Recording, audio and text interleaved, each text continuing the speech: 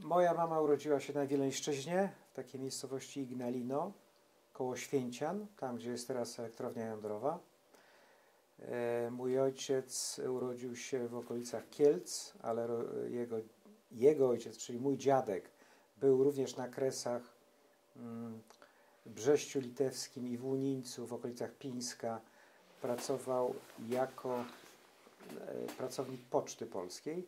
A mój dziadek ze strony mamy, to jest bardzo ciekawa historia, on był komendantem posterunku policji w Ignalinie i tuż przed wojną, wybuchem wojny, został jakby zmobilizowany do pełnienia funkcji samorządowej i został burmistrzem. O tym się dowiedziałem właściwie wiele lat po jego śmierci. Także moja rodzina jest wileńska, babcia moja ze strony mamy zmarła w Wilnie, potem repatriowali się, uciekali stamtąd i już nigdy tam nie wrócili. No i po wojnie ja się urodziłem w Olsztynie w 1958 roku. Tam moi rodzice się poznali. Także takie mam trochę korzenie kresowe. Chociaż gniazdo rodzinne ze strony ojca to jest wieś pod Krakowem. No i ojciec po wojnie rozpoczął studia takie poważne na Uniwersytecie Jagiellońskim. Chyba nawet nauki polityczne. W tamtych czasach to oczywiście było wszystko skomplikowane. Został dziennikarzem, a moja mama skończyła szkołę pielęgniarską. Poznali się w Olsztynie, ożenili się. No i z tego się narodziłem ja z moim bratem, który jest gdzieś tam w Ameryce. Także ja się przyznaję i z dumą się przyznaję do tych korzeni kresowych, z racji tego, że mój ojciec, mimo że się urodził pod Krakowem, pod Kielcami, to jego z kolei ojciec no, tam promenował, powiedziałbym, na Kresach, w okolicach właśnie Pińska, Łunica i Brześcia Litewskiego. I to też bardzo ciekawa sprawa, bo też się po wielu latach dowiedziałem, że mój dziadek, ten pocztowiec, który pracował na urzędzie pocztowym, w okresie okupacji niemieckiej zupełnie przypadkowo trafił do Krynek i tam ojciec, jako młodziutki chłopak, bo tato 29 rocznik, no młodziutki, miał już te 10-12 lat, 13 lat, nawet więcej, mieszkał w tych Krynkach chyba przez 1,5 roku. I potem po wielu latach, kiedy się przeprowadziłem do Białegostoku, te Krynki stały się dla mnie takie ważne i regularnie tam często bywam. Przedwczoraj byłem na uroczystościach związanych z 80. rocznicą likwidacji getta w Krynkach 2 listopada 1942 roku. No i w tych Krynkach pewnie zrobiłem 40 filmów. Zresztą zrobiłem dokumentację cmentarza żydowskiego w Krynkach. No i to było bardzo dawno temu i właściwie mogę powiedzieć, że w Krynkach się nauczyłem mniej więcej języka hebrajskiego. No to taka krótka historia. Urodziłem się w Olsztynie, tam się uczyłem w liceum. Wtedy były licea. Znowuż licea wróciły. Ja zaraz zobaczę, bo ktoś tutaj przyszedł.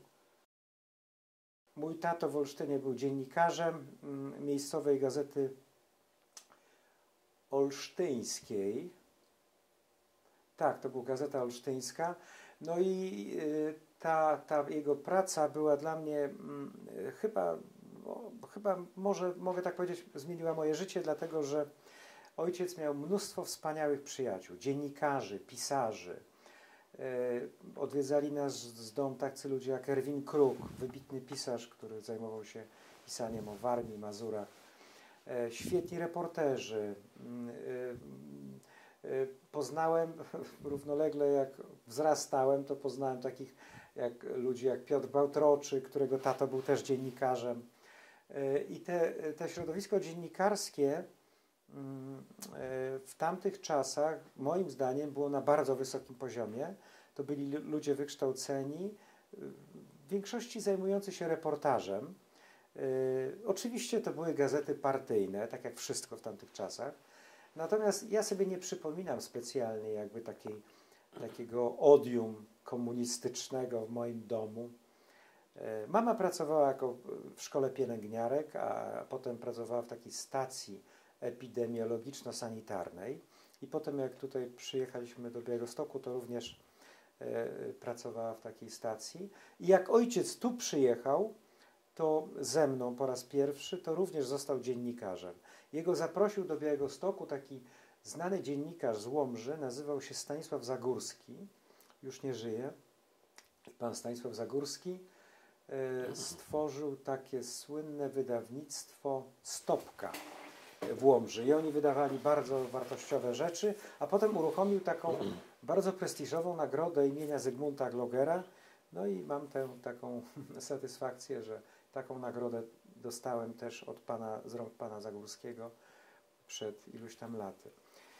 Także tam skończyłem 2. klasę liceum, niczym się specjalnie nie wyróżniłem.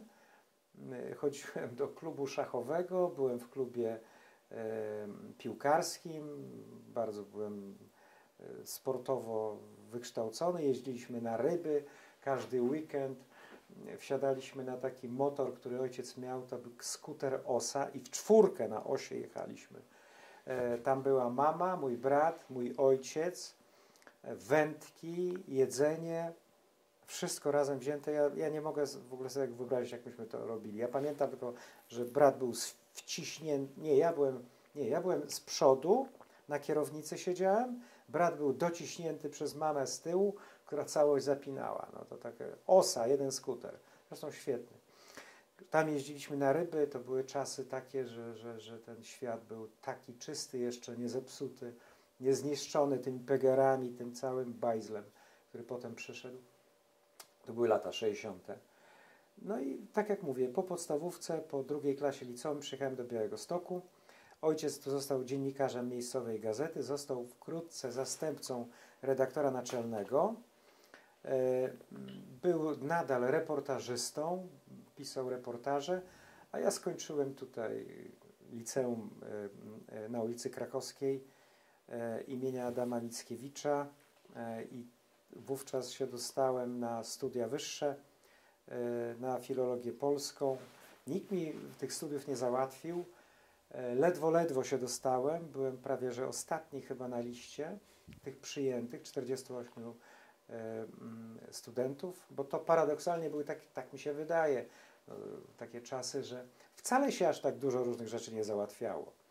Nawet jeżeli było się członkiem partii. Ojciec był członkiem partii, ale ja już wtedy byłem taki kozak i taki, no nie byłem zbyt posłuszny. No, także systemowo powiedziałbym, miałem już pewne takie kłopoty rozmaite. Trochę się zainteresowałem literaturą. Już w 4. klasie liceum czytałem książki wydane w 2. obiegu. Ale jeszcze tej świadomości nie miałem. Ojciec prowadził taki bardzo też otwarty dom. Nieustannie przychodzili bardzo znani białostoccy dziennikarze. Było ich bardzo dużo, jak Jerzy Janicki, twórca takiego teatru radiowego, Andrzej Bartosz, Edward Redliński, pisarze, dziennikarze, Haja. Oni tam się kłócili, popijali wódeczkę, koniaki. Ja czasami tam jakby byłem obok tego. Mieszkaliśmy w 4, potem mój brat przyjechał. Mama no tak, już troszeczkę poplątałem. Mama przyjechała jeszcze jak byłem w liceum z bratem. Potem dostałem się na studia i zacząłem studiować filologię polską. I to był 77-8 rok. I wtedy ta filologia polska w Białymstoku była takim kierunkiem elitarnym, dlatego że cała masa wykładowców, profesorów znanych i uznanych wyjeżdżała, traciła pracę na Uniwersytecie Warszawskim i oni byli jakby relegowani karnie z różnych powodów gdzieś tam na prowincję, czyli do Białegostoku. Doszło do takiej sytuacji, że mieliśmy fenomenalnych naprawdę profesorów, od profesora Marciszewskiego po Saloniego i wielu innych, którzy nie mogli wykładać w Warszawie. Także to była taka niezwykła zupełnie sytuacja. Profesor Saloni z Warszawy przyjeżdżał na przykład do nas, do Białegostoku na wykłady rowerem i wracał rowerem. To były rzeczy zupełnie niesłychane, nie do pomyślenia. No ale mieliśmy znakomitych profesorów. Ja, mimo że ledwo się dostałem, pamiętam, że po 1. roku czy po półroczu dostałem nagrodę rektorską z moim kolegą Darkiem Boguskim, z którym potem razem wspólnie wylądowaliśmy w więzieniu. No cóż, te studia były fantastyczne, ciekawe, pełne emocji. Oczywiście, jak to na studiach, bardzo swobodny, młodzieżowy tryb życia, czyli alkohol, papierosy, dziewczyny, imprezy, ale też było coś takiego, że czytaliśmy książki na potęgę. Na przykład książki różnych wydawnictw nielegalnych to czytaliśmy na godziny. Są rzeczy dzisiaj już niezrozumiałe. Dochodziło do takich sytuacji, że pożyczałem książkę, nie wiem, Konwickiego, czy kogokolwiek innego, czy Brandysa i o określonej godzinie ktoś do mnie pukał w nocy, na przykład o 2:00 w nocy, i ja mu wydawałem książkę. I on miał tą książkę na 6 godzin. I znowuż następny koleś ustawiał się w kolejce. Także wtedy naczytałem się bardzo dużo takiej literatury wydanej w drugim obiegu, ale nigdy nie byłem jakimś wielkim działaczem takim ruchu rewolucyjnym. Miałem kilku takich przyjaciół, którzy byli bardzo waleczni. Ja nie byłem waleczny. W Warszawie te studia trwały, no i bardzo szybko zrobił się 80 rok. Solidarność przyszła. Ja wstąpiłem do Niezależnego Zrzeszenia Studentów, ale nie wstąpiłem z jakąś świadomością, tylko wstąpiłem bardzo przypadkowo, na zasadzie zupełnego, absolutnego przypadku. Przechodząc ulicą, koleżanka do mnie krzyknęła, taka Iwona z historii chyba, i mówi: Tomek, słuchaj, chodź tutaj, podpis złożysz. A to były takie czasy, że nieustannie się składało jakieś podpisy pod czymś. I mi się nawet tego czytać nie chciało. I ja złożyłem ten podpis i potem się okazało, że to był 6. podpis na liście NZS-u, założycieli NZS-u w Białymstoku, i zostałem potem, co zostało opublikowane w wielu publikacjach, książkach, IPN-ach i tak dalej, że ja byłem tym jakby takim protoplastą tego NZS-u, podczas gdy nigdy się za to nie rościłem sobie takich awansów.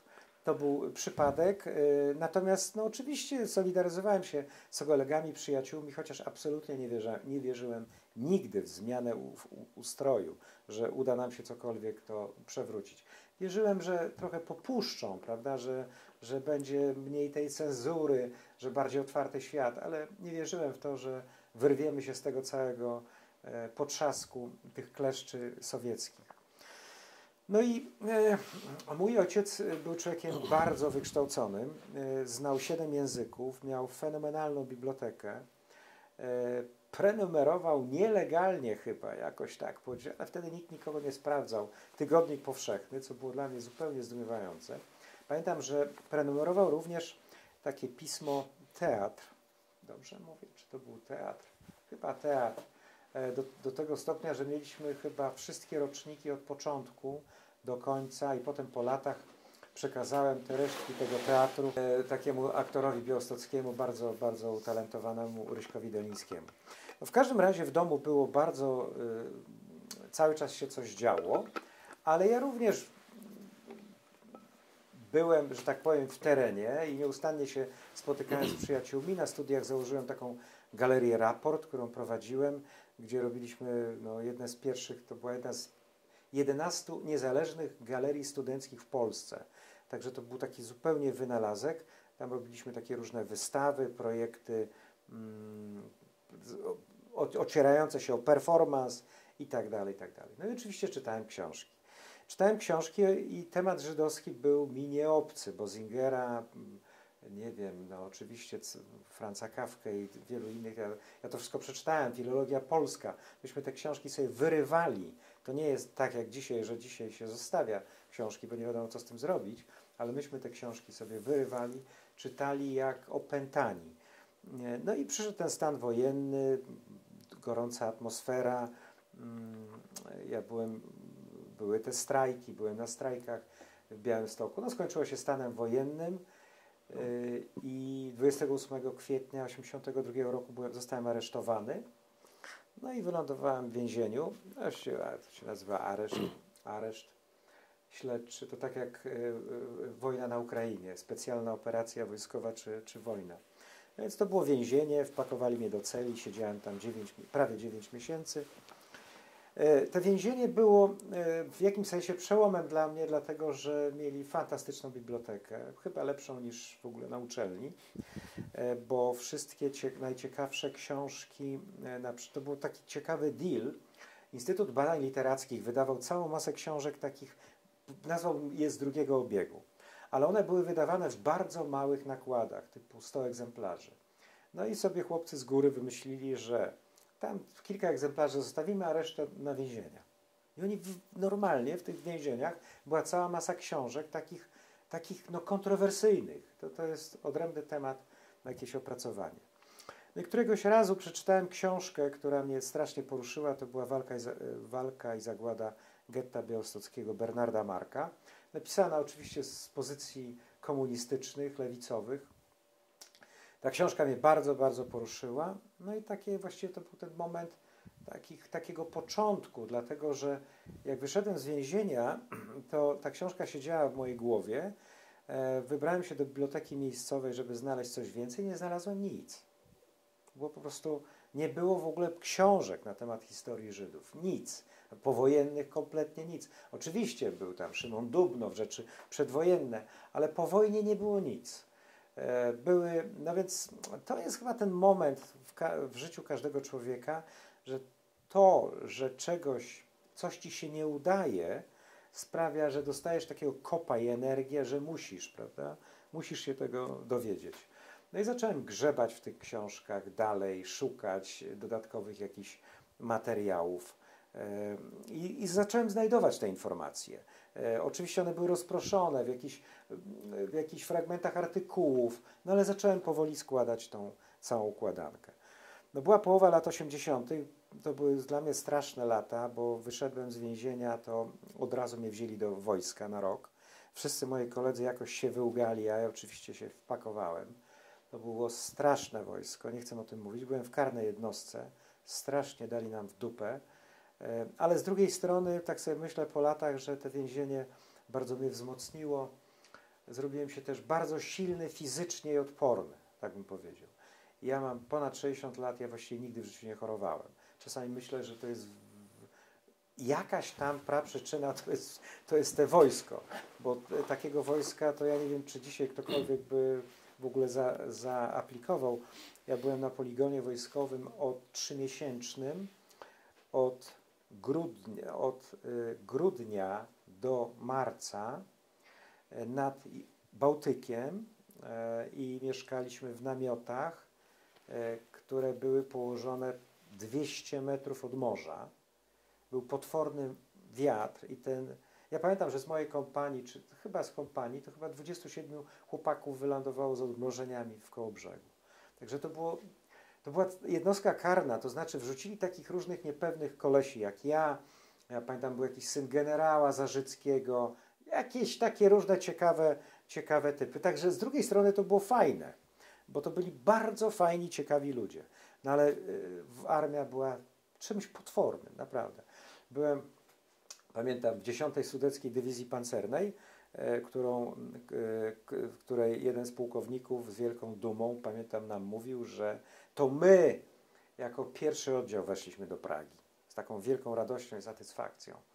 Byłem w jednostkach przeciwlotniczych i potem siedzieliśmy jak nad tym morzem i wwaliliśmy w te tak zwane rękawy, które miały inne określenie, ale to nie jest ważne. Rękawy, które ciągnęły takie samoloty. Myśmy strzelali do tych rękawów. No, dużo można o tym opowiadać. W każdym razie po wojsku straciłem szansę na zostanie na uczelni. Przede wszystkim od tego zacznę. Wtedy, tak, po więzieniu i po wojsku wróciłem bardzo szybko, jeszcze przed wojskiem obroniłem pracę magisterską o Ryszardzie Milczewskim-Bruno, takim poecie, który był przyjacielem Stachury, którą nawet opublikowano mi w 2 takich pismach ważnych. Już zapomniałem, jak się nazywają te pisma, ale to były wtedy ważne pisma. I fragmenty tej mojej pracy magisterskiej właśnie zostało tam opublikowane. No cóż, straciłem pracę, szansę na zostanie na uczelni, mnie interesowała literatura współczesna i większość moich kolegów i koleżanek z więzienia wyjechało z kraju. to był ten taki moment, kiedy ja właściwie nie wiedziałem, co mam robić. Miałem ofertę wyjazdu z Polski. No i zostałem. Jeszcze może taka anegdota o aresztowaniu, bo to takie dosyć niezwykłe było, bo myśmy mieli, oni zrobili ogromną nam rewizję w domu, ja z bratem mieszkałem. Myśmy robili oprócz takich różnych popijaw, robiliśmy też takie małe, śmieszne festiwale filmów, takich trochę nielegalnych. I ostatni festiwal, który mieliśmy, to był festiwal filmów pornograficznych. I mieliśmy takie ruloniki takich filmów, ktoś to przyniósł i emitowaliśmy na jakiejś ścianie, bo tego prawie nic nie było widać, dźwięku nie było i te wszystkie filmy leżały pod moim tapczanem. I wpadli ci gliniarze i zaczęli to, przyjechało 4 facetów, wielkich bambrów strasznych i zaczęli grzebać w całym domu, wywalać wszystko. Ojciec wyleciał z pretensjami, bo członek PZPR wysoko, ale oni robili swoje. Zrobili jakieś notatki tego, wzięli mnie i zabrali. I pamiętam, że była naprawdę czarna wołga i wsadzili mnie na tylne siedzenie. Z jednej strony siedział jeden koleś, z drugiej drugi, a w środku założyli mi kajdanki i jeden z tych facetów odwrócił się do mnie i powiedział mi tak, spojrzał się na mnie i tak, w razie ucieczki będę strzelał. Ja poczułem się naprawdę bardzo dziwnie, ale generalnie mnie to rozbroiło, bo pomyślałem sobie, że jestem w tak absurdalnej sytuacji, tak niedorzecznej. Ale puenta jest taka, że jak wróciłem prawie po 9 miesiącach, to te filmy pornograficzne leżały dalej pod tą. Oni tego w ogóle nie znaleźli, a moja mama być może to widziała, ale z jakiegoś wstydu może po prostu nie schowała. Mój brat był też takim zabawnym konspiratorem. On był bardziej zaawansowany technologicznie. Kupił jakieś takie krótkofalówki, takie walkie-talkie gdzieś. I mama ze strachu, pamiętam, zalała je wszystkie takim łojem. I one były w takich dzbanach glinianych, te komórki, i zalane jakimś tłuszczem. I ten tłuszcz zastygł i tam one były cały czas, nie wiem, przez rok czy 2. No w każdym razie straciłem szansę na pracę, poszedłem nie mogłem w ogóle znaleźć pracy. To były ciężkie bardzo lata dla mnie, ale również fascynujące, dlatego że dostałem pracę w jakiejś tam szkółce, jak w szkole podstawowej, nie szkółce, w szkole podstawowej, pracę bibliotekarza. To znaczy nie mogłem być nauczycielem. No więc siedziałem w tej bibliotece, czytałem dalej swoje książki. Wtedy w zasadzie każdy wolny czas spędzałem na poszukiwaniu, rozwikłaniu tej całej tajemnicy żydowskiej, czyli dowiedzeniu się, skąd oni się wzięli, ilu ich tu było i tak dalej. Poznałem białostockich Żydów. Poznałem Kalmana Kanie, który ktoś tam, jeden z tych kuzynów jego, to był Stanisław Kania, który wywodził się z Jasionówki i opowiadał mi różne historie, ja robiłem notatki.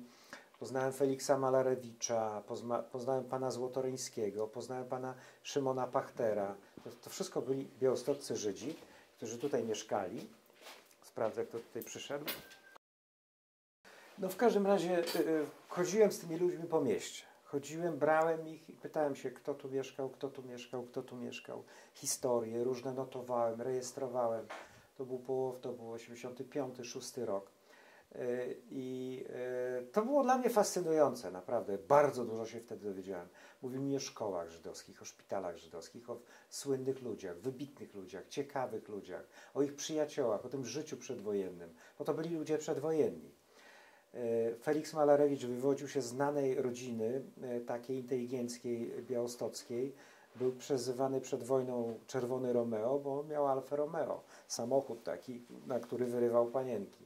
Jego siostra, pani Malarewicz, nie pamiętam jak, była wybitną malarką potem w czasach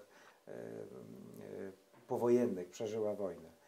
No i w każdym razie to był taki moment, kiedy biegałem od biblioteki, chodziłem do naszej biblioteki, wypożyczałem jakieś książki, w tej bibliotece też czytałem, jak miałem jakieś dziury wolne. Potem brałem tych ludzi, chodziłem po tym mieście, potem odwiedziłem cmentarze żydowskie, zacząłem jakby tu chodzić w różne sprawy i nagle nieoczekiwanie mój kolega Wojtek Potocki któregoś razu zaproponował mi, żebym pisał krótkie artykuły o Żydach białostockich, bo już stałem się takim trochę człowiekiem, który biegał, latał, coś wiedział.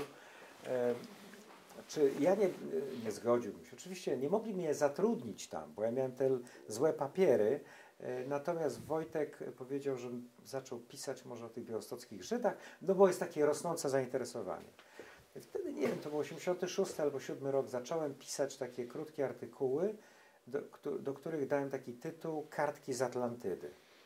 I to były takie krótkie story, które czerpałem często z rozmów z tymi białostockimi Żydami, którzy żyli jeszcze, na temat historii, dziejów, synagog, cmentarzy, szpitali, wybitnych ludzi itd. I te artykuły, publikowane co tydzień, stały się taką, tak mi się wydaje, miały niesłychaną poczytność. Znaczy ludzie to czytali.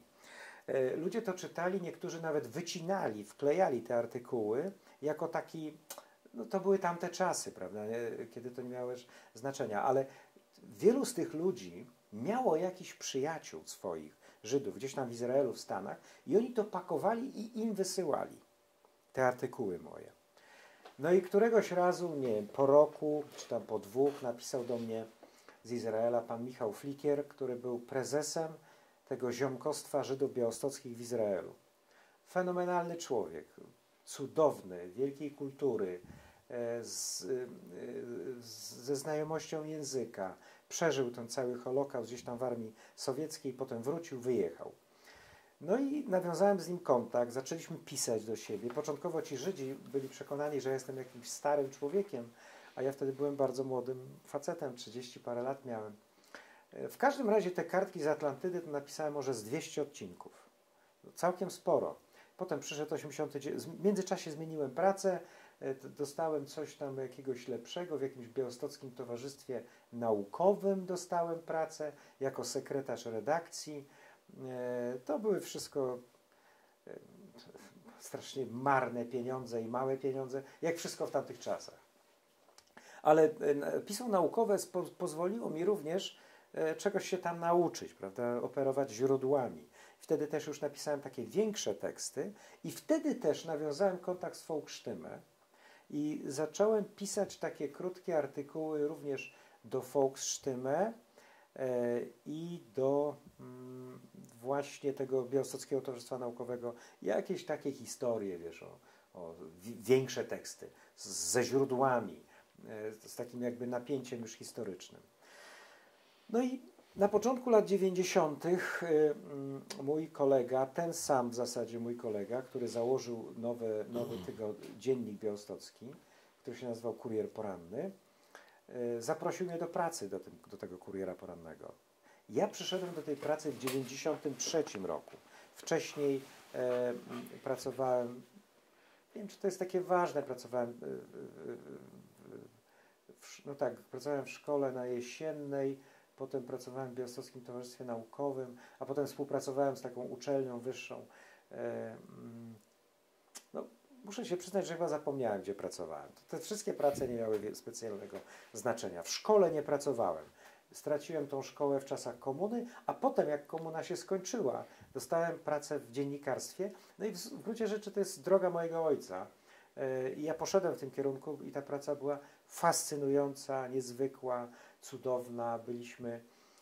Mieliśmy takie wrażenie, że budujemy zręby nowego państwa, wyjaśniamy ludziom, wiesz, na czym polega demokracja.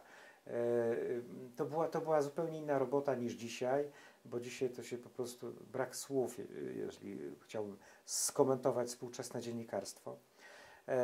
I wtedy też napisałem, jak byłem w pracy w Kurierze Porannym, no też może z 200-300 reportaży, dużych reportaży.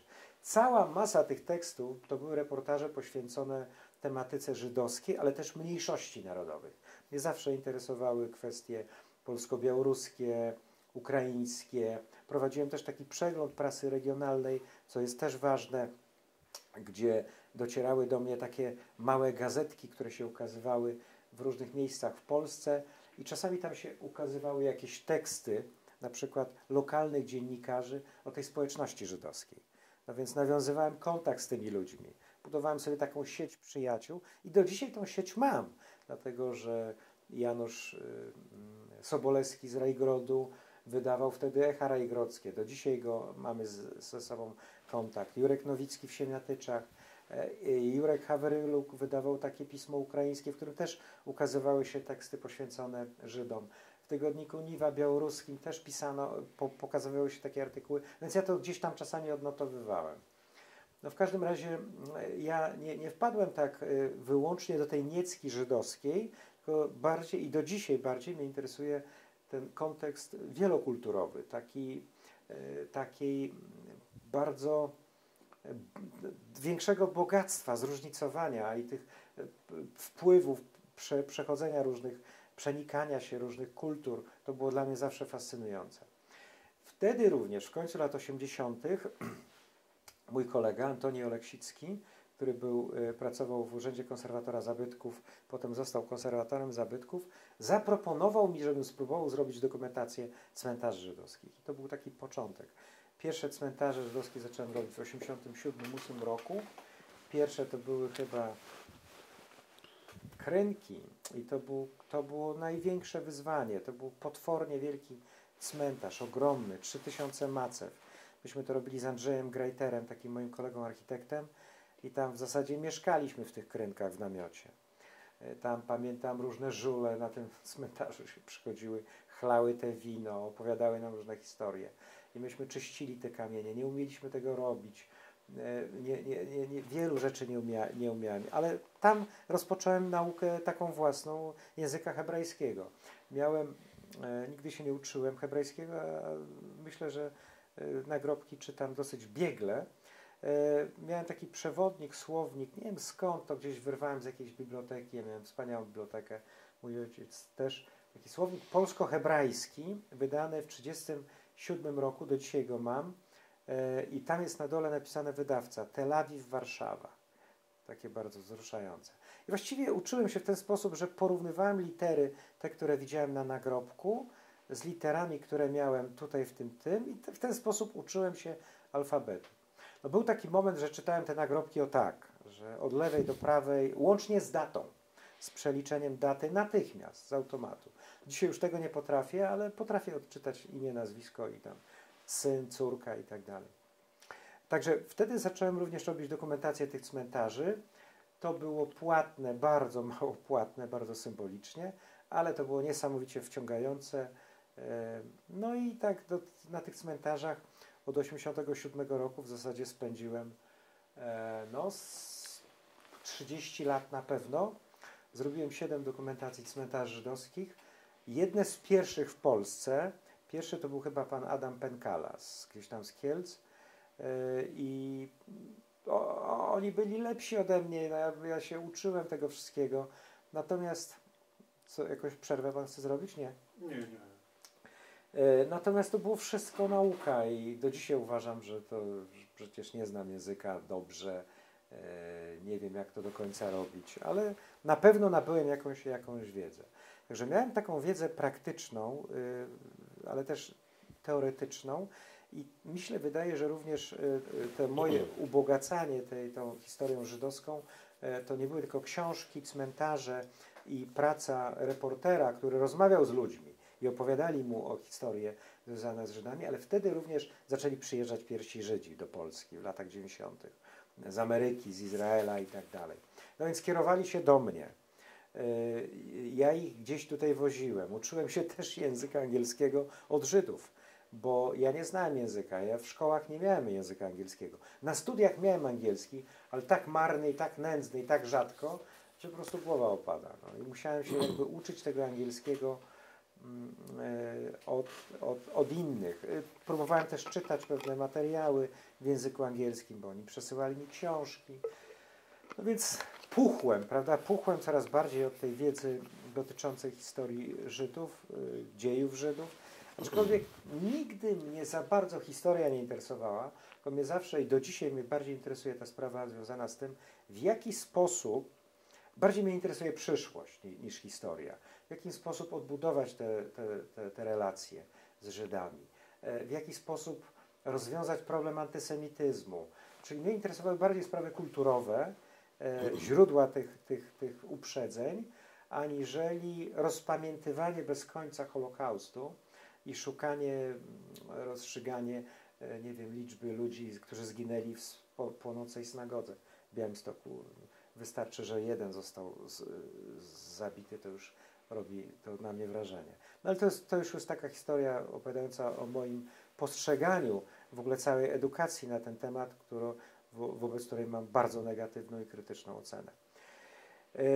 No cóż, wtedy pracowałem w kurierze porannym, następnie odszedłem z kuriera porannego, dostałem współpracowałem z Wyższą Szkołą Finansów i Zarządzania w Białymstoku, miałem tam jakieś wykłady związane z kulturoznawstwem tu i tam i potem wylądowałem w Michałowie i tam stworzyłem taką pracownię filmu, dźwięku i fotografii.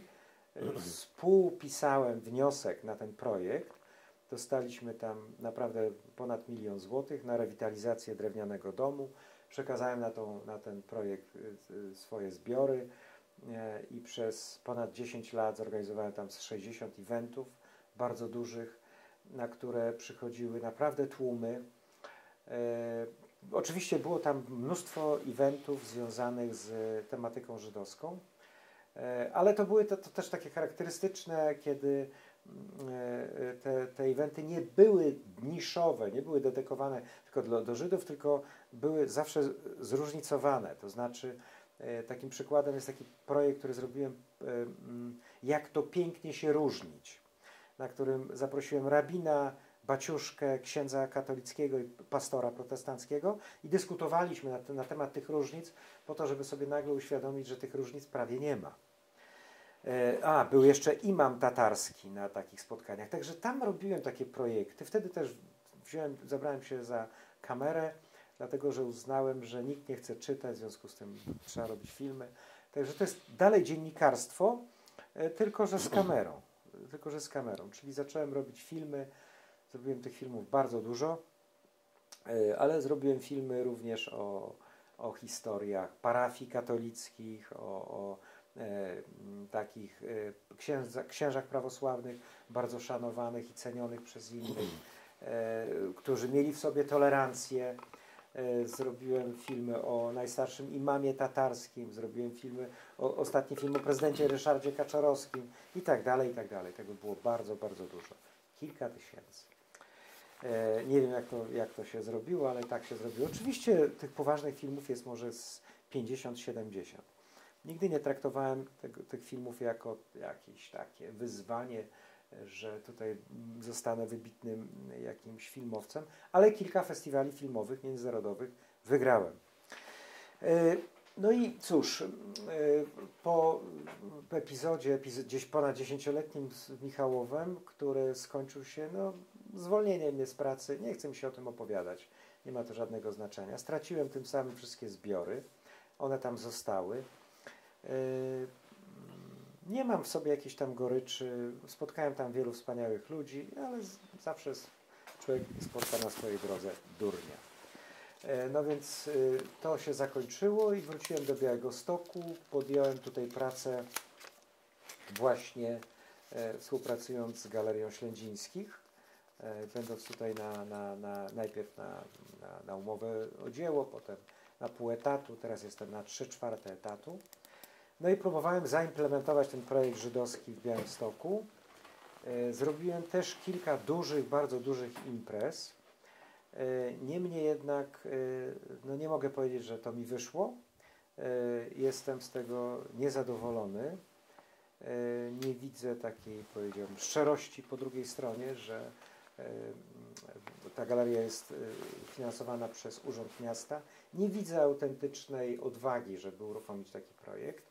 Także w wielkim skrócie będę się z tego projektu ewakuował, ale się nie poddaję, bo stworzyliśmy równolegle stronę Społecznego Muzeum Żydów Białegostoku i Regionu, którą odwiedza 50 000 ludzi miesięcznie, co jest jednym z najlepszych wyników w Europie na temat, jeśli chodzi o tego typu projekty.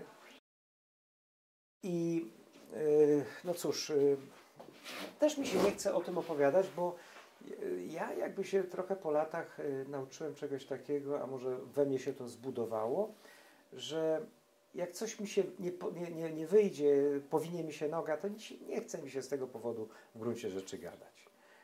Nic na to nie poradzę. No jest tak, jak jest. Niemniej jednak chcemy zrobić ten projekt poza tą galerią, nieco inny, także dla takich ludzi, którzy przyjeżdżają i szukają swoich historii, korzeni i tak dalej, czyli Żydów z całego świata, a nie wieszać tylko obrazy na ścianach malarskie i potem po to, żeby one wisiały przez najbliższe miesiące i nikt nie odwiedzał takich miejsc. Ale to już zupełnie inna para kaloszy. Krzysztof, jakie masz jeszcze pytania do mnie? O twoje zbiory. Mówiłeś o nich. Co to były za zbiory? No ja byłem kolekcjonerem przez całe lata. Zbierałem zdjęcia, fotografie, pocztówki, dokumenty, także judaika, których trochę mam jeszcze. I napisałem też kilka książek, między innymi Białystok w starej pocztówce, książki, no, z 8 książek napisałem. Oczywiście książkę o cmentarzach żydowskich. I te zbiory zostały w Michałowie, zasadnicze, ale ja dalej potem zbierałem, gromadziłem. Mam też przyjaciół, kolegów. Coraz bardziej wydaje mi się, że kolekcjonerów, coraz bardziej mi się wydaje, że ja wcale nie muszę tego mieć fizycznie, bo mogę zadzwonić, napisać do mojego przyjaciela i on udostępni mi ten materiał. Także te zbiory są cały czas, że tak powiem, pod ręką. I ciągle do zagospodarowania. Poza tym już jako stowarzyszenie zrobiliśmy kilka projektów wystawowych w ramach takiego dużego projektu, który się nazywał Nieobecna Rodzina. Zrobiliśmy wiele wystaw. Tak wspomniałeś o swoich książkach, pokrótce o 8. Tam są, jak wiem, ważne pozycje, tak jak właśnie synagogi Białostoczyzny, prawda? Czy książka o cmentarzach, czy w ogóle twój przewodnik po Podlasiu w języku angielskim. Tu się powiedział trochę o tych, no w sumie ważnych pozycjach. No cóż, pierwsza książka to powstała dzięki profesorowi Adamowi Dobrońskiemu, to trzeba powiedzieć szczerze.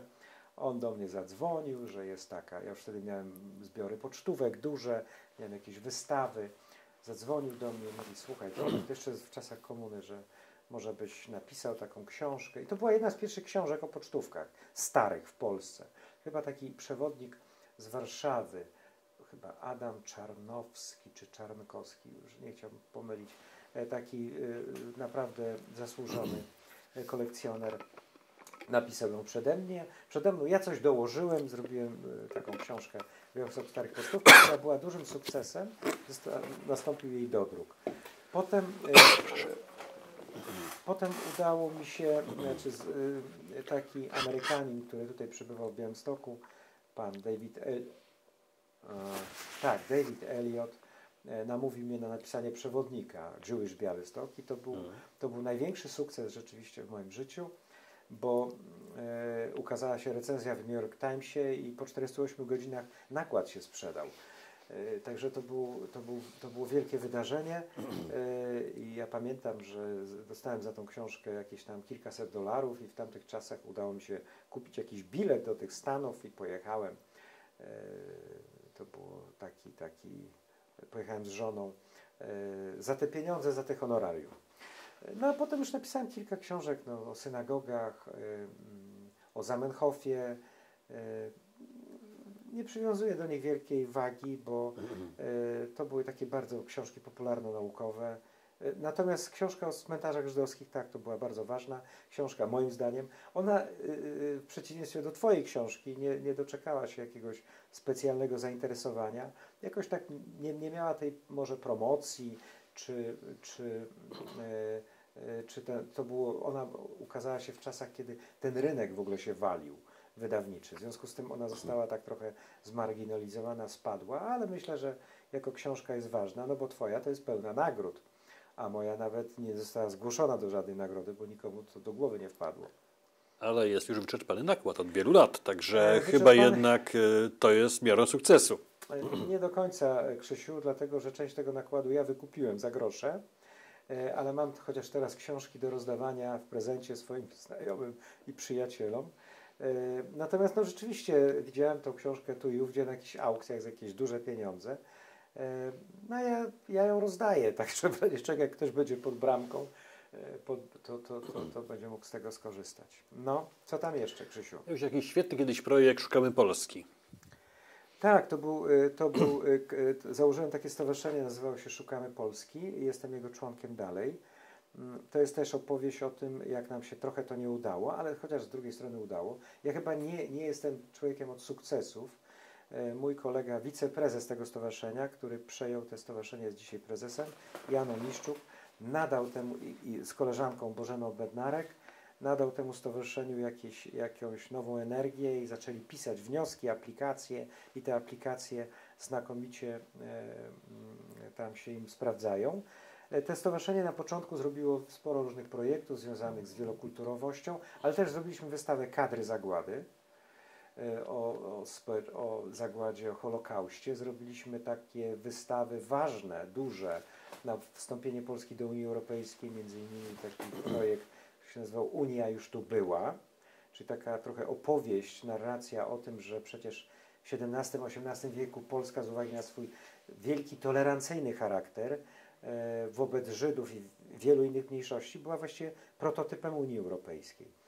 Zrobiliśmy taką wystawę i jeszcze jedną wystawę, Zagubiony porządek. To jest wystawa o tym, że o tym wspaniałym świecie przedwojennym, gdzie ta architektura była pełna piękna harmonii i balansu, który całkowicie zgubiliśmy. To znaczy budujemy koszmarki, ludzie nawet majętni budują jakieś koszmary. Może teraz w ostatnich latach to się trochę odbudowało, natomiast zapomnieliśmy o tych wzorcach nie tylko kulturowych, ale wzorcach architektonicznych, wzorcach też związanych z ubraniem, odzieżą, jak to było. Także takie 2-3 bardzo duże wystawy zrobiliśmy. Te wystawy jeździły po całym świecie. Kadry Zagłady to były w Niemczech, w Hiszpanii, w Ameryce Południowej, Ameryce Północnej, w wielu krajach jeździły, oczywiście w formie zdigitalizowanej. Założyliśmy też taki projekt dziennikarski, który się nazywał Hello Good News. O tym mówię dlatego, że to jest bardzo zabawne. I przez cały rok publikowaliśmy codziennie dobre informacje wyłącznie. Była informacja ze świata, takie okienka, z Europy, z Polski i z Białegostoku. Codziennie publikowaliśmy tylko i wyłącznie dobre informacje. I był też komentarz jakiś taki. Taka była moja obsesja, że świat z dobrymi wiadomościami może istnieć. Ale po roku nasz informatyk Leszek Dudziński powiedział, że Tomek, słuchaj, zapytaliśmy się, jaka jest oglądalność tego projektu? I on powiedział, że żadna. Krótko mówiąc, nikt nie oglądał tych informacji z dobrymi wiadomościami, ponieważ nie ma takiego zapotrzebowania na dobre wiadomości. Jest zapotrzebowanie tylko na gówniane wiadomości, złe wiadomości albo bardzo złe wiadomości. I takie dzisiaj się i celebryckie informacje, wiadomości, czyli z kim teraz tam pan jakiś X, z jaką panią obecnie teraz przebywa, a ta pani jakie ma skarpetki, jakiego koloru. No więc to są rzeczy najważniejsze, które przebijają także wojnę na Ukrainie. No widzisz, wystarczyła nam godzina. Jeszcze nie koniec. A projekt Bagnówka. Miałeś jaką stronę? Bagnówka.pl to jest taki projekt, który rzeczywiście stworzyłem, mój kolega Leszek Dudziński go wyprodukował, na której umieszczałem głównie nagrobki, ale też są tam chyba resztówki tych wystaw. Nie wiem, dlaczego ta bagnówka jakoś tak się przylgnęła do mnie. Bagnówka jest dla mnie taką metaforą Białegostoku, dlatego że w dzielnicy Bagnówka, powiedzmy w sąsiedztwie tej dzielnicy, znajdują się 4 różne cmentarze różnych wyznań. I dla mnie to jest taka jest cmentarz protestancki, luterański, jest cmentarz katolicki, prawosławny i żydowski. Dla mnie to jest taka piękna metafora Białegostoku. Także słowo bagnówka bardziej bym zarezerwował do takiego słowa, z którego Białystok może być dumny, jako miasto, które akceptowało różnorodność taką etniczną, kulturową, religijną i przy wszystkich różnych zakrętach, wydarzeniach, pogromach, w 1906 roku i 1905 roku, ale też w 20 roku, to miasto funkcjonowało do 1939 roku jako tako, całkiem znośnie i fajnie. Natomiast no, oczywiście ta wojna, ten układ, że po jednej stronie Hitler i Stalin, ta komuna i to wszystko, co się wydarzyło, oczywiście okres okupacji niemieckiej, sowieckiej, potem postsowieckiej, no zniszczył te wszystkie relacje i zniszczył też tą pamięć, zwłaszcza o Żydach białostockich. I uważam, że Białystok jest ciągle miastem ze schizofrenią, z z paranoją niepamięci, którego władze właściwie posiłkują się wyłącznie takimi imprezami celebryckimi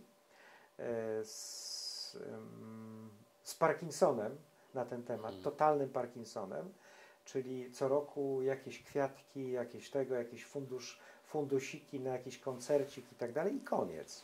I nie ma nic. I nadal w Białymstoku nie ma takiego miejsca, dlatego że ta Galeria Sztuki Żydowskiej, no to jest galeria, w której wiszą obrazy i będą wisiały przez najbliższe 20 lat, bo to jest tego typu myślenie.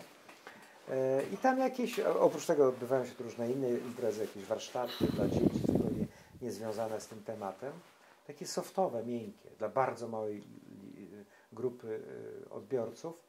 Nie ma takich odważnych projektów jak, no oczywiście Polni, nie chcę tego porównywać, ale w całej Polsce jest mało projektów. Dlatego, że jak byłem na Litwie, to w 3-milionowej Litwie, to jest w kilkunastu miejscach odbudowanych synagogach, w zasadzie są potencjalne możliwości do uruchomienia muzeów. I te synagogi zostały wyremontowane, odremontowane w Białymstoku. Takich synagog dalej nie ma odremontowanych. Mamy synagogę Mechilewera, która stoi pusta i od lat nikt nie wie, co z tym zrobić. Stoi ta synagoga, która w połowie jest zajęta przez jakiś zakład wulkanizacyjny, który jest cały czas zalewany. Niedawno dokonano tutaj niebywałego odkrycia, że w suficie są jakieś resztki hebrajskich druków. No przepraszam bardzo, one tam były od 30 lat, a ta galeria jest od 30 lat w tym miejscu. Zalało ten sufit już 20 razy i te wszystkie druki zostały zniszczone. Na dobrą sprawę należało i sufity, które były wyłożone taką jakby dekoracją i tam elementy jakichś rzeźb, to wszystko zostało zniszczone właśnie dlatego, że ktoś nie dopilnował tego od samego początku. Czyli po 30 latach odkryto, że jest coś takiego jak gniza, tak? Czyli ten ukryty strych na synagodze. Ja w tej gnizie byłem, jeszcze przed synagogą. Ale to jest odrębna historia, wolę tego nie mówić. No, w każdym razie taka sensacja. To też tak trochę o tym wszystkim świadczy. Masz też świetny kanał na YouTubie, kanał Bagnówka, na którym masz setki swoich filmów, etiud filmowych, filmów i tak dalej. Jak ten kanał jest przyjmowany przez ludzi? Co na tym kanale można znaleźć?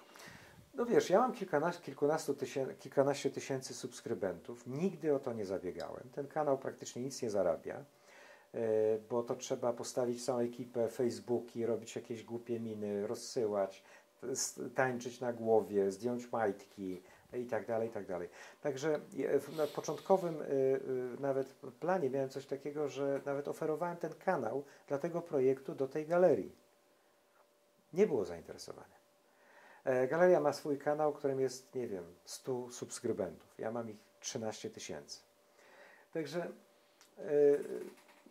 ja traktuję to jako zabawę, wiesz, ja to lubię rozmawiać z ludźmi, zwłaszcza starszymi ludźmi. Z ludźmi młodymi nie chcę mi się o niczym gadać, bo nic nie mają mi specjalnie do powiedzenia. No oczywiście możemy ze sobą porozmawiać, chociaż jesteś dla mnie młodym człowiekiem, ale generalnie no nie mam powodu, żebym Ciebie, wiesz, jakoś tam filmował specjalnie. My też jesteśmy oboje na takim dorobku, cały czas odkrywamy tą historię i kulturę żydowską. Przecież nie wiemy, nie znamy jej do końca. Ona jest bardzo zróżnicowana, bardzo bogata. Nie znamy języka na tyle, żeby, wiesz, zgłębić to wszystko. Ale ludzie starsi, z którymi rozmawiam i za którymi się uganiam, to są opowieści o tamtej Polsce, o tamtych czasach. I jestem zdumiony, ile w tych opowieściach jest tolerancji. Ile jest takich dobrych wspomnień na przykład o Żydach. W ogóle to nie jest dalej zagospodarowywane. I traktuję to jako zupełną zabawę. Pasjonuje mnie to, lubię rozmawiać z ludźmi, wiesz, gdzieś tam pójdę, włączę kamerę, nagrywam, filmuję. To jest takie narzędzie, kiedyś miałem długopis, potem miałem dyktafon, teraz mam kamerę. Kamera nagrywa mi audio i nagrywa mi wideo, nie? Także ja tak to traktuję. Czuję się takim trochę dziennikarzem właśnie z kamerą trochę, wiesz, w tym sensie. Ale nie uganiam się jakimiś sprawami, którymi tam, wiesz, politycznymi, jakąś, nie wiem, otwarcia mostu w jakiejś Pipidówie. To mnie w ogóle nie interesuje. Mnie interesuje bardziej stary most, który się wali, nie? Albo stara chałupa, która idzie w niepamięć. No właśnie, to mnie najbardziej interesuje. Najciekawszy oczywiście jest człowiek, jego historia. No, co jeszcze? O, koledze wystarczy. Jakieś No. twoje pytania, Józefie?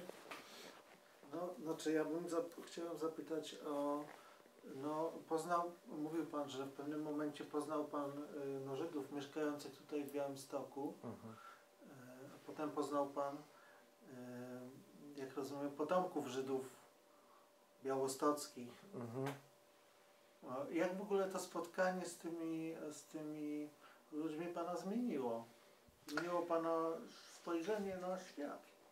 No na pewno trochę zmieniło, oczywiście nie tylko językowo. Ja często traktowałem te spotkania na przykład z Żydami amerykańskimi jako swego rodzaju misję, dlatego że oni przyjeżdżali z takim totalnym nastawieniem, że wjeżdżają do gniazda szerszeni antysemitów, totalnych. Nie? I to było straszne dla mnie, bo musiałem, nie chciałem się tłumaczyć, tylko chciałem im wyjaśnić złożoność tej sytuacji, komplikacje które z tego wynikały. Tak, to jest bardzo dobre pytanie i muszę Panu powiedzieć, że po dniu czy po 2 dniach oni wracali z Polski. Oni wracali z Polski jako inni ludzie. Byli zdumieni pewną życzliwością, byli zdumieni pewną otwartością. Ja nie mówię, że to jest raj na ziemi przecież ten kraj, prawda? Bo zdarzały się różne sytuacje, ale oni byli absolutnie przekonani, że to jest kraj ziejący nienawiścią do Żydów. Totalnie wszystkich. Wiele się na to złożyło. Oczywiście w głównej mierze Kościół katolicki, i to doskonale wiemy, bo to jest wszystko udowodnione w całej masie różnych publikacji, a zwłaszcza w tym ostatnim filmie 2000 lat antysemityzmu. Nie wiem, czy widziałeś. No, 2 dni temu, czy wczoraj się ukazał. Był emitowany w Kanał Plus i Planet Plus. No więc ten antysemityzm, który szedł głównie poprzez transmisje kościelne, te wszystkie opowieści o porywaniu Żydów, prawda, na macę, to tamto. Ja zrobiłem na ten temat filmy. No to wszystko się rozlewało, prawda? A bad news, a good news. W związku z tym ci amerykańscy Żydzi, kanadyjscy Żydzi czerpali wiedzę z mediów. A te media właśnie pompowały tą opowieść o tym antysemityzmie. Doskonale wiemy, bo żyjemy w tym kraju, że ten kraj ma tą swoją twarz antysemicką, ale nie jest cały taki. Już mamy tysiące ludzi wspaniałych, wartościowych, którzy są normalnymi ludźmi, a nie jakieś czuby nacjonalistyczne, prawda? Których jest na dobrą sprawę nie aż tak dużo. Niemniej jednak to jest problem, no, ten antysemityzm w Polsce i wydaje mi się, że ciągle nie ma na to takiej mądrej recepty. Najczęstszą receptą, którą słyszę, to są jakieś konferencje i zloty naukowców, którzy siedzą, gadają za duże pieniądze. Na jedną z taką byłem zaproszony przez taką panią Zuzannę znaną, która chciała o tym dyskutować, a mi się nie chciało dyskutować, bo problem z antysemityzmu to się powinno rozwiązywać na dole z tymi ludźmi, do nich dojść, a nie produkować kolejne wielkie bryki, tomy zapisów intelektualistów, którzy i z roku na rok problem z antysemityzmem nie znika, a rośnie. Dlatego, że badania, nie wiem, jak ona się nazywa, ta pani, która Bakir, Tokarskiej Bakir i inne badania mówią na przykład, że odsetek ludzi, którzy wierzą w to, że Żydzi porywali dzieci na macę, wzrósł w Polsce do 25%. Czyli co 4. Polak wierzy w tą brednię. To są rzeczy w ogóle niewyobrażalne. Kto na to zapracował? System edukacji, ale też nasze różne działania błędne, łącznie z Muzeum Polin i wieloma innymi takimi ośrodkami, które nie potrafią znaleźć mądrej takiej właśnie opowieści, albo trochę plączą się w jakimś takim akademickim myśleniu, korporacyjnym myśleniu i z tego nie ma efektów. No. W tym roku, na 79. rocznicę powstania w getcie białostockim, nie wiem jak to było w Polsce, zjawiła się gigantyczna delegacja. Wszyscy święci. Od papieża po prezydenta, nasi lokalni. Przyjechał ambasador Niemiec, przyjechał ambasador Izraela. W ogóle nie było ludzi. Nie było miejscowych ludzi. Jeżeli się myśli, że sprawy antysemityzmu rozwiąże się celebrytyzmem, czyli że do kamer podchodzimy i opowiadamy, jacy my jesteśmy dobrzy, ale nie jesteśmy w stanie ściągnąć, zaprosić ludzi, to znaczy, że ponieśliśmy porażkę. Że ci ludzie, dla tych ludzi jest to obojętne. Jest to problem. To samo jest w Tykocinie, to samo jest w Krynkach. Jak są te imprezy związane z rocznicami, z likwidacją getta i tak dalej, czasami nie przychodzi nikt. Oprócz prezydenta czy burmistrza, tak jak byliśmy w Krynkach, to z Krynek były może 2 osoby. Reszta to przyjechała z okolic, może 3 osoby były. A tutaj w 350-tysięcznym mieście kilka osób przyszło. Kamery tego nie pokażą. Kamery pokażą prezydentów, wiceprezydentów, proboszczów, ambasadorów, wiceambasadorów, dyrektorów departamentów, ale nie ma ludzi. No więc to jest ta porażka, którą ponoszą takie celebryckie, miękkie działania i brak takiej próby zaangażowania lokalnej społeczności. Ja ci powiem, Krzysiek, jedną rzecz, taki jeden przykład. Kiedyś robiłem taką dużą imprezę w Goniądzu. Chcieliśmy posprzątać cmentarz żydowski w Goniądzu. I takie rzeczy robiliśmy w Białymstoku, tu i tam 5-10 ludzi z wyższym wykształceniem zazwyczaj przyjedzie, a czasami z Warszawy i posprzątamy cmentarz, tak? Powyrywamy pasty, coś tam porobimy. Ja zrobiłem w Goniądzu inaczej. Przyjechałem do Goniądza, ale w Dąbrowie Białostockiej podobnie zrobiłem. Tam były moje koleżanki, które bardzo dużo zwojowały, zdziałały. W Goniądzu zrobiłem tak. Najpierw porozmawiałem ze starszymi ludźmi. Potem o tych czasach, o Żydach, o wojnie, o cmentarzu, o tym, o tamtym. Z 10 osobami rozmawiałem. Zrobiłem taki duży film, nazywał się Nieobecna rodzina. Absent Family. Chyba coś takiego. Następnie zaprosiłem ludzi. Zrobiliśmy premierę tego filmu w sali wielkiej. I była premiera, były rozmowy, dyskutowaliśmy o tym filmie i tak dalej. I potem dopiero zaprosiłem na cmentarz. I na cmentarz przyszło 100 osób. 2 klasy szkolne młodzieży. Burmistrz dał sprzęt i tak dalej. Jeżeli się myśli od strony celebrycko-administracyjnej, że się da na Facebooku komunikat, to w 300-tysięcznym mieście przyjdzie 5 osób. Ale jeżeli się popracuje z tymi ludźmi, spróbuje się im wyjaśnić, dlaczego to jest ważne, zrobi się jakieś eventy wokół tego, zrobi się takie działania edukacyjne, które schodzą nisko, także do szkół, to przyjdzie 100 osób. I z tym mamy do czynienia prawie w skali całego kraju. Ja widzę zdjęcia z tych wszystkich imprez, które się odbywają. No ile tam jest osób, oprócz pana rabina Szudrycha, czy Filipa, jaką tam, Wiśniewskiego, tak? Czy nie? Szczepańskiego, no. Nagle się okazuje, że jesteśmy sami ze sobą. Ty jesteś, ja jestem, Darek Szada od nas, ktoś tam jeszcze. W Jedwabnem, na imprezę w Jedwabnej nie przychodzi ani jeden mieszkaniec Jedwabnego. To jest wina nie Jedwabnego. To jest nasza wina. To jest, nie potrafiliśmy i nadal nie wiemy, w jaki sposób dotrzeć do tej społeczności lokalnej. Albo to, co robimy, jest złe. Jest takie właśnie intelektualno-akademicko-celebryckie. Mi się wydaje, że to jest ta nasza porażka, której doświadczamy tutaj i ona się nie tyle pogłębia, co utrwala. Ona staje się takim status quo tego. Taki jest w Polsce. Przyjdzie prezydent oczywiście, bo ma rocznicę 16 sierpnia, przyjedzie ambasador, bo ambasador musi przyjechać. I koniec, a reszta się patrzy na nich jak na czubków. No, także ja mam bardzo wiele krytycznych ocen wokół tego myślenia. Mogę Ci powiedzieć, że na przykład spośród projektów, który chcemy zrealizować w ramach tego nowego projektu jest na przykład, co zrobić z cmentarzem żydowskim w Białymstoku. Mój pomysł jest taki, ja tam mam zewidencjonowanych 7000 macew, profesor Heidi Szpek tam bardzo dużo zrobiła na ten temat, tworzy się taka lista, baza danych. Ja chciałbym, żeby każdym nagrobkiem zaopiekowała się jedna rodzina z Białegostoku. To już może być działanie emocjonalne, ale żeby doprowadzić do takiej sytuacji, trzeba zrobić całą serię eventów, wyjaśnić, wytłumaczyć z punktu widzenia też, nie wiem, doktryny chrześcijańskiej, prawda? Żeby opowiedzieć trochę o tym, jakie to jest ważne, że to jest wasz kawałek historii. To nie jest historia żydowska. To jest nasza historia miasta. Nie? I być może jak znajdę 5, 10, 15, to zaczną się inni zgłaszać, że ja też chcę. Ja też chcę. I przy takim jednym nagrobku, jeżeli postawisz małą tabliczkę, że tym nagrobkiem opiekuje się Tomasz Wiśniewski, to już coś znaczy.